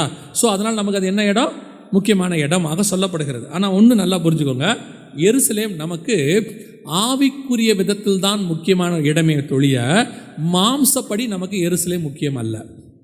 அப்படின்னா எருசலேம் பற்றி நம்ம எருசலேம் பட்டணத்துக்காக ஜோம் பண்ணுங்க. எருசலேமை சுற்றிலும் பர்வதங்கள் இருக்குமா போல உன் தேவனாய் கர்த்தர் சுற்றி இருப்பார், ஜோம் பண்ணுங்க. ஆனால் உங்களுக்கும் எனக்கும் மாம்ச அட்டாச்மெண்ட் கிடையாது. எப்படி சொல்கிறீங்க? இது ஒருத்தர் வந்து என்ன பண்ணிட்டாரு, ஒரு உங்கள் ஊருக்காரர் தான், உங்கள் பாஸ்டர், அவர் இப்போ இல்லை. இதை நான் சொன்ன உடனே அவர் ரொம்ப டென்ஷன் ஆகிட்டார். அவர் சர்ச்சில் டென்ஷன் ஆன உடனே நான் அடுத்த நாள் மீட்டிங்க்கு நான் வரணும், 7 மணிக்கு வரணும். 6:45 அவர் பிரசங்கத்தை அவர் ஆரம்பிச்சுட்டு அவர் சொல்கிறாரு, சிலர் வந்து இந்த எருசலேம் பற்றி பிரசங்கம் பண்ணுறாங்க, அவங்களுக்கு என்ன தெரியும், சின்ன பசங்க, எருசலேம் போய் பார்த்துருக்கீங்களா, சிலர்லாம் நீங்களாம் சிரிக்கிறீங்க, ஊன்னு பேசுகிறார். அதாவது நான் என்ன சொல்கிறேன், உங்கள் எமோஷனுக்குலாம் இது என்ன கிடையாது, இடம் கிடையாது. வசனம் என்ன சொல்லுதோ அதான் இங்கே முக்கியம். வசனத்தை தாண்டி இங்கே எதுவுமே கிடையாது. வாசிங்க கலாத்தியர்கள் நிருபம் 4ஆம் அதிகாரம், கலாத்தியர்கள் நிருபம் 4ஆம் அதிகாரம் 23 வாசிங்க பார்ப்போம். அடிமையானவளிடத்தில் பிறந்தவன் மாம்சத்தின்படி பிறந்தான், சுயாதீனம் உள்ளவளிடத்தில் பிறந்தவன் வாக்கு தத்தத்தின்படி பிறந்தான். இவைகள் ஞான அர்த்தம் உள்ளவைகள். இவைகள் ஈசாக்கு இஸ்மவேலை பத்தி பேசுறாரு. இவைகள் ஞான அர்த்தம் உள்ளவைகள். அந்த ஸ்திரீகள் 2 ஏற்பாடுகளாம். அதாவது சாராளும் ஆகாரும் 2 ஏற்பாடுகளாம். ஒன்று சீனாய் மலையில் உண்டான ஏற்பாடு, அது அடிமைத்தனத்திற்குள்ளாக பிள்ளை பெறுகிறது. அது ஆகார் என்பவள். ஆகார நியாயப்பிரமாணத்துக்கு கொண்டு வராரு. ஆகார் என்பது எதுக்கு இருக்கு, நியாயப்பிரமாணத்துக்கு ஈக்குவலா கொண்டு வரார். அடுத்து ஆகார் என்பது அரபி தேசத்தில் உள்ள சீனாய் மலை. அந்த ஆகார் இப்பொழுது இருக்கிற எருசலேமுக்கு சரி. பூமியில இருக்கிற இருங்க வரேன், ஏன் வீட்டுக்கு அர்ஜென்ட்டா? அந்த ஆகார் இப்பொழுது இருக்கிற எருசலேமுக்கு சரி அப்படின்னா என்ன அர்த்தம்னா, இப்போ பூமியில இருக்கிற எருசலேம் பட்டணம் இருக்கு, அது நியாயப்பிரமாணத்துக்கு சரி. தொடர்ந்து வாசிங்க. இவள் தன் பிள்ளைகளோட கூட அடிமைப்பட்டிருக்கிறாளே. அதாவது இஸ்ரவேல் இருக்க, அது நியாயப்பிரமாணத்தில் இருக்கு, அது தன் பிள்ளைகளோடு கூட அடிமைப்பட்டிருக்கிறது. அடுத்து மேலான எருசலேமோ சுயாதீனம் உள்ளவள், அவளே நம் எல்லாருக்கும் தாயானவள். வரப்போகிற எருசலேம், புதிய எருசலேம் பத்தி பேசிட்டு இருக்கிறாரு. மேலான எருசலேம் மேல இருந்து இறங்கி வந்துச்சுன்னு சொல்லி 21ஆம் அதிகாரம் நம்ம வெளிப்படுத்தின விசேஷத்துல நம்ம வாசிக்கிறோம். 7, 9, 11 வசனங்கள்ல நம்ம வாசிக்கிறோம், பரலோகத்தை விட்டு இறங்கி வர கண்டேன் அப்படின்னு. அப்ப நமக்கு ஆவிக்குரிய விதத்துல இம்பார்ட்டன்ட் வரப்போற எருசலேம். ஆனா இந்த எருசலேமுக்காக ஜெபம் பண்றோம், அவ்வளவுதான். மாம்சத்தின்படி என்ன கிடையாது, அட்டாச்மெண்ட் கிடையாது. அப்படி மாம்சத்தின்படி அட்டாச்மெண்ட் கிடையாது என்ன சொல்ல வரோம், நமக்கு புனித பூமி இந்த எருசலேம் இல்லைன்னு சொல்றோம். இது என்ன கிடையாது, புனிதம் கிடையாது. புனித பூமினா என்ன, அது முதல்ல தெரியணும். புனித பூமினா என்ன, எங்கே ஒரு மனுஷனுடைய பாவம் மன்னிக்கப்படுகிறதாக அந்த மனுஷன் நினைக்கிறானோ அதுக்கு பேர் புனித பூமி. எந்த ஆற்றுல குளிச்சா அவங்க பாவம் போகணும்னு நினைக்கிறானோ அதுக்கு பேர் புனித ஆறு. எந்த மலைக்கு போனால் அவனுடைய பாவம் தொலைக்கப்படுதுன்னு நினைக்கிறானோ அதுக்கு பேர் புனித மலை. எங்கே பிரயாணம் பண்ணால் அவனுடைய பாவம் போவதான்னு நினைக்கிறானோ அதுக்கு பேர் புனித பிரயாணம். ஒவ்வொருத்தரும் ஒவ்வொன்று வச்சிருக்கிறாங்க. அந்த மாதிரி ஒவ்வொரு மதக்காரங்க அவங்கவுங்களுக்கு ஏற்ற மாதிரி, ஏன்னா அவங்க பாவம் அங்கே தொலைக்கப்படுகிறதா அவங்க நம்புகிறார்கள். உங்களுக்கும் எனக்கும் பாவம் எங்கேயும் தொலைக்கப்படவில்லை. நீங்கள் எங்கே முழங்கால் படிக்கிட்டு ஜெபம் பண்ணுறீங்களோ அங்கேயே கர்த்தர் பாவத்தை மன்னிக்கிறவராக இருக்கிறார். நீங்கள் உங்கள் வீட்டில் ரூமில் ஜெபம் பண்ணாலும் மன்னிப்பார், இங்கே போட்டாலும் மன்னிக்கிறார். அப்போ புனித இடம்னு நமக்கு இந்த பூமியில் ஒன்று கிடையவே கிடையாது, அவ்வளோதான். அப்போது நம்மை பொறுத்த வரைக்கும் புனித பூமி என்பது இங்கே ஒன்றுமே கிடையாது, எதுவுமே கிடையாது. இங்கே புனித பூமிக்கான எந்த ஒரு வேலையும் இங்கே கிடையவே கிடையாது. நமக்கு முழங்கால் போட்டால் மன்னிப்பு ஆண்டவர் இங்கே மன்னிக்கிறாரு. ஸோ இப்போ நமக்கு என்ன ஆயிடுச்சுன்னு கேட்டிங்கன்னா, புறஜாதியாரை போல் நம்ம ஆளும் இங்கேருந்து புனித பிரயாணம் போகிறான். புனித பிரயாணம் போய் அங்கே போய் யோர்தானில் குளித்த உடனே பாவம் போயிடுதுங்கிறான். இங்கே ஞானஸ்தானம் எடுத்தவன் திருப்பி யோர்தானில் போய் ஞானஸ்தானம் எடுக்கிறான். ஏன்னு கேட்டால் இயேசு அங்கே தான் ஞானஸ்தானம் எடுத்தார். ஒருத்தர் என்கிட்ட சொன்னார், இயேசு அங்கே ஏங்க நீங்கள் ஏற்கனவே எடுத்துட்டீங்களே, அது இருக்கட்டுங்க, இயேசு இடத்துல நம்மளும் எடுக்க வேணாமான்னு. நான் கேட்டால் பண்ண செத்தா உன்னை எங்கே புதைக்கலான்னு கேட்டேன். இயேசு போச்ச இடத்துலையே புதைக்க முடியும், உன்னை புதைக்க வேற முடியாது. அப்புறம் நீ இயேசு போச்ச இடத்துல பொறிச்சு 3வது நாள் திருப்பி உயிரோட வந்துட்டீங்கன்னா உன்னெல்லாம் ஒரு தடவை வச்சிருக்கிறதே கஷ்டமாக இருக்குது. இன்றைக்கி நிறைய பேரோட இம்சை என்னென்னா, இவங்களும் இந்த பெரிய கொடுமை என்னென்னா, விசுவாசிகள் பரவாயில்ல தெரியாமல் ஏதோ ஏமாறுறது. ஒரு கூட்டம் இருக்குது, கூட்டிகிட்டு போகிற கூட்டம், புரியுதா? இப்போது டூரிஸ்ட்டுக்காரங்க கூட்டிகிட்டு போகிறாங்கன்னா அது அவங்க தொழில், கூட்டிகிட்டு போகிறாங்க, சோத்திரம், பிரைஸ்தலாட், அது அவங்க இஷ்டம். காலத்தை பார்த்தால் போதர்களாக இருக்க வேண்டியவர்கள், காலத்தை பார்த்தால் எவாஞ்சலிஸ்டாக இருக்க வேண்டியவர்கள் டூரிஸ்ட் கைடுகளாக அலைந்து கொண்டிருக்கிறார்கள். கூட்டு போய் அங்கே போய் சுற்றி காட்டுறது, அதை போயிட்டு சர்ச்சை விட்டுட்டு ஊழியத்தை விட்டுட்டு. நல்லா தெரிஞ்சுக்கொள்ளுங்க, யாரும் தப்பாக எடுத்துக்காதீங்க. எடுத்துட்டீங்கனாலும் எனக்கு ஒன்றும் பிரச்சனை இல்லை, எனக்கு என்ன ப்ராப்ளம், நான் அந்த 3 நாளில் போயிடுவேன் இங்கேருந்து, நீங்கள் திருப்பி கூப்பிட மாட்டீங்க, அவ்வளோதானே, அது ஒன்றும் பிரச்சனை இல்லை. நல்லா தெரிஞ்சுக்கொள்ளுங்க, இந்த எருசலேமுக்கு நீங்கள் புனித பயணம் போகிறதுனால பரலோகத்துக்கு நீங்கள் போகிறதுக்கு கிரெடிட் லெவல்லாம் கூடாது. ஐயா புதிய எருசலேம் ஐயா வந்து எருசலேமுக்கு டூர் போயிருக்கிறாரு, அதனால் தனி க்யூவில் கூட்டிகிட்டு வாங்க, இதெல்லாம் எருசலேமுக்கு போகாத க்யூ, தனியாக வாங்கன்னு சொல்ல போகிறது இல்லை. பிலிபாஸ் ஆரம்பிக்கும் போது சொன்னார், ஒரே 2 தான், உண்மையும் உத்தமம் உள்ளவன் தான் உள்ளே போக முடியும். விசா எருசலேம் விசா வச்சிருக்கிறவன் உள்ளே போகணும்னு அங்கே இல்லை. ஒருத்தர் என்ன கேட்டார், என்ன பிரதர் நீங்கள் இப்படி பேசுகிறீங்க, அங்கே இயேசு நடக்கலையா அப்படின்னா. இயேசு நடந்தார், பின்னாடி யூதாஸ் நடந்தானே. இப்போ நீங்கள் யார் நடந்த இடத்துல நடக்கிறீங்க? எனக்கு என்னமோ நீங்களாம் யூதாஸ் நடந்த இடத்துல நடக்கிற மாதிரி நடக்குதுன்னு நல்லா கவனிச்சுக்கொள்ளுங்க. மாம்சத்தின்படி எருசலேம் நமக்கு ஜெபிக்க வேண்டியது கடமை, மாற்றுக்கிறதே இல்லை. ஆனால் அந்த இடம் நம்மளுது, நம்ம போய் அங்கே பார்த்தா, சிலர்லாம் அங்கே போய் பார்த்தா தான் என் ஆத்மாவுக்கு சாந்தியே வரும். நீ உங்கள் ஆத்மாவுக்கு அப்படி ஒரு சாந்தியே வேணாம். நான் சொல்கிறேன், எருசலேம் போகிறதுனால ஒன்றும் நடக்க போகிறதில்ல. இஸ்ரவேல் சுற்றி பார்க்க போகிறதுனா போங்க, அதுவும் இப்போ போங்க, சூப்பராக இருக்குது. மாமியார் மருமகள்லாம் போங்க, இப்போ போங்க, குண்டு போட்டுக்கிட்டு இருக்கிறான். இப்போ தான் சரியான நேரம். இப்போ யாரும் டூர் போகிறதே இல்லை. ஏன்? இப்போ எருசலேம் போனால் புனிதம் இல்லையா? எப்போ புனிதம் வரும்? இவங்களுக்கு பணம் சம்பாதிக்கிற காலம் வரும்போது புனிதம் வரும். விசுவாசிகள் ஏமாறாதீங்க. 1 லட்சம் கேட்குறான், 2 லட்சம் கேட்குறாங்க. போய் எருசலேமை சுற்றி பார்த்துட்டு வந்தோம். உங்களுக்கு நீங்கள் போகணும்னு ஆசை இருந்தால் போங்க, ஒன்றும் செய்ய முடியாது. நீங்கள் எப்போ போங்க தெரியுமா? நீங்கள் புனித பயணம் போகிற ஆட்கள் மற்ற மதக்காரங்களை பாருங்கள், அவங்க காரியங்கள்லாம் முடிச்சுட்டு, கடமைகள்லாம் முடிச்சுட்டு சாகிறதுக்கு முன்னாடி போவாங்க, போய் புனிதத்தை அடையிறதுக்கு போவாங்க. நீங்கள் அந்த அளவுக்கு கூட போக வேண்டாம். சுவிசேஷம் என் ஏரியாவில் சொல்லி முடிச்சிட்டேன், சுவிசேஷம் சொல்கிறதுக்கு ஒரு ஆள் கூட இல்லை, அதனால் எங்கிட்ட பணமும் கொட்டி கிடக்குது, என்ன பண்ணுறதுன்னு தெரியல, வேலை வெட்டியும் இல்லை, சும்மா தான் இருக்கிறேன் அப்படின்னா போங்க. இங்கே நீங்கள் ஒரு ஆளுக்கு சுவிசேஷம் சொல்ல மாட்டேங்கிறீங்க. சுற்றி இருக்கிற சுவிசேஷம் சொல்கிறதுக்கு பணமும் தேவைப்படுது. நீங்களே செலவு பண்ணி சுவிசேஷம் சொல்லலாம். 1.5 லட்ச ரூபா செலவு பண்ணி எருசலேமுக்கு போகிறத விட 1.5 லட்சம் செலவு பண்ணி 10 மீட்டிங் நடத்துங்க, உங்கள் வீட்டில் நடத்துங்க. அதில் 10 ஆத்மா கிடச்சா அது பரலோகத்தில் வந்து சேர்ந்துடும்.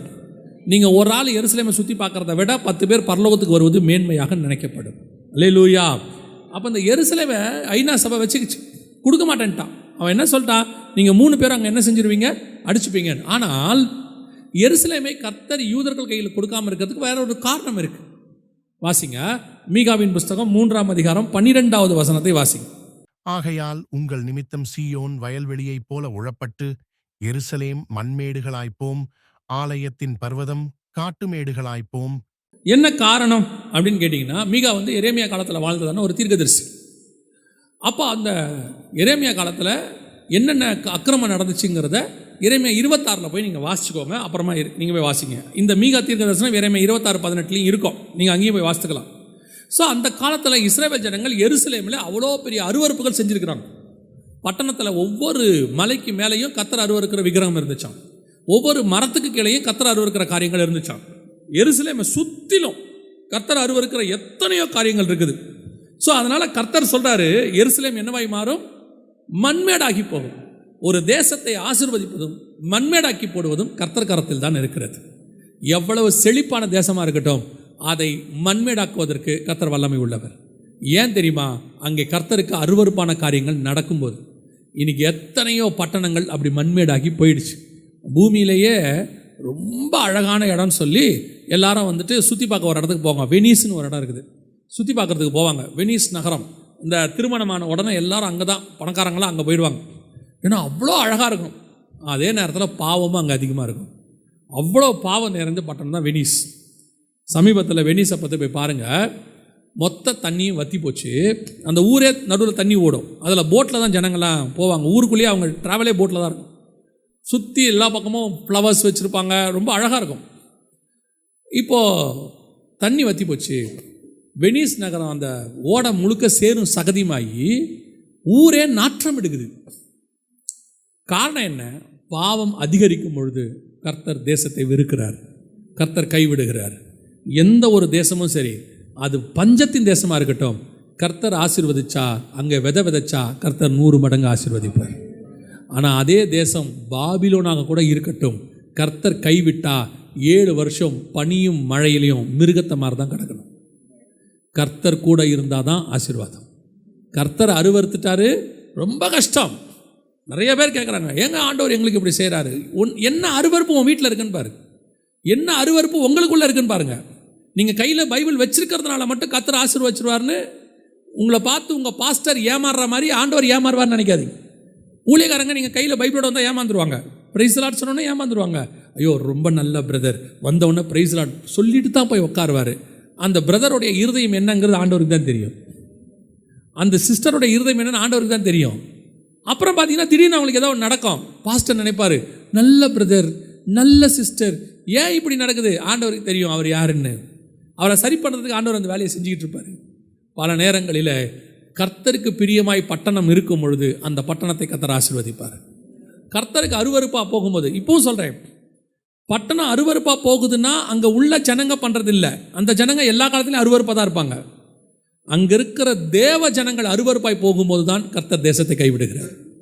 வேதத்தை பொறுத்த வரைக்கும் ஒரு சபை, ஒரு நீதிமான்கள் அங்கே இருக்கிற வரைக்கும் அந்த இடத்தை கர்த்தர் கைவிடவே மாட்டார்.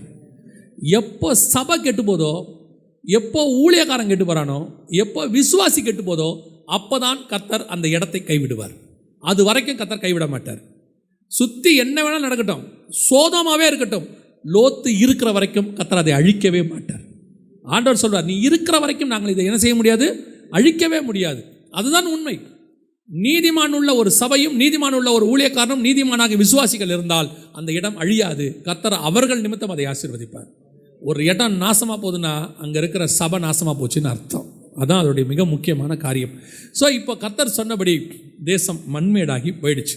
ஆனால் இதே தேவன் திருப்பி ஒரு வார்த்தை சொல்கிறாரு, அவர்களை மீண்டும் கூட்டி சேர்ப்பேன். வாசிங்க, சகரியாவின் புஸ்தகம் 12ஆம் அதிகாரம் 6வது வசனத்தை வாசிங்க. சகரியா 12:6 வாசிங்க. அந்நாளிலே யூதாவின் தலைவரை விறகுகளுக்குள்ளே எரிகிற அக்கினி அடுப்புக்கும் வைக்கோல் கட்டுகளுக்குள்ளே எரிகிற தீவட்டிக்கும் ஒப்பாக்குவேன்.